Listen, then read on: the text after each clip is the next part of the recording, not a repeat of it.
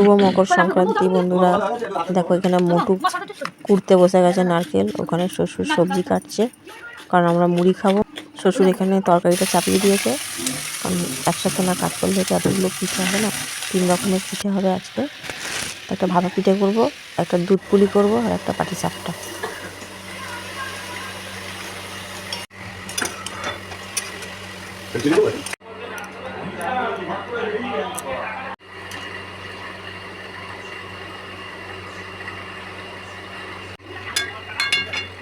ada 10 deh.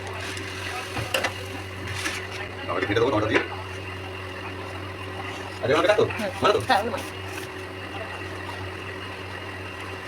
তো দেখো পাটিসাপটার জন্য একটু ক্ষীরের মতো করে নিলাম, একটু এ দিয়েও করবো আবার ক্ষীর দিয়েও করবো, মানে এই নারকেল ছাই দিয়েও করবো আর ক্ষীর দিয়েও করবো। আর এখানে আমি ভাপা পিঠে করার জন্য আমি এইভাবেই ভাপা পিঠে করি, ওটা একটু নরম কচকচে হয়। গরম জলের মধ্যে এইভাবেই করে নিলে খুব ভালো হয়।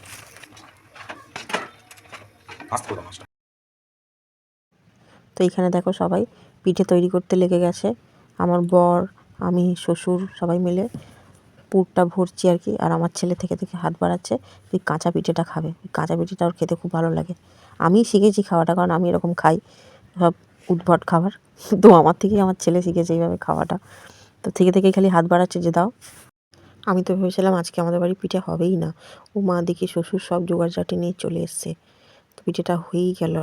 আর তাও এখন জানো 9টার সময় পিঠে করতে বসেছি, আর পিঠে শেষ হয়েছে আমাদের 12টার সময়।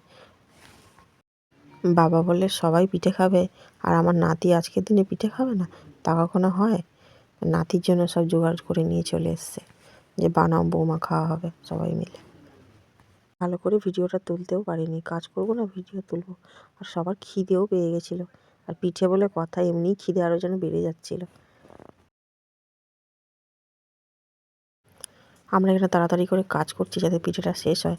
আর এদিকে আমাদের কেলটো ওই দেখো লুকিয়ে আছে টেবিলের তলায়, থেকে দেখি পা এসে বাবার একবার পা চাটছে, আমার একবার পা চাটছে, একবার আমার বরের পা চাটছে।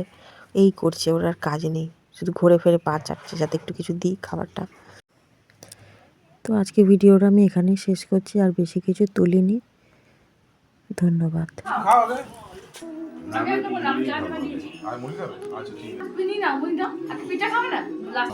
আমি বললাম আমরা পাচ্ছি না, বাকি আছে